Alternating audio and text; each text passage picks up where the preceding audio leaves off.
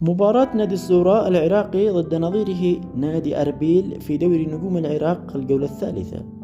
السلام عليكم ورحمة الله تعالى وبركاته، أهلا وسهلا معكم في قناة سبورت المساكين.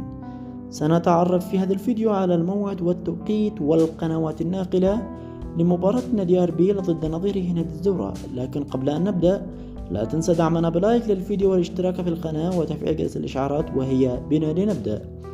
يواجه نادي أربيل نادي الزوراء اليوم السبت الموافق 2024 شهر 10 يوم 5 عند الساعة 5:30 مساء بتوقيت مكة المكرمة، وبتوقيت العراق 4:30 مساء بتوقيت السودان، 3:30 مساء بتوقيت تونس والجزائر والمغرب.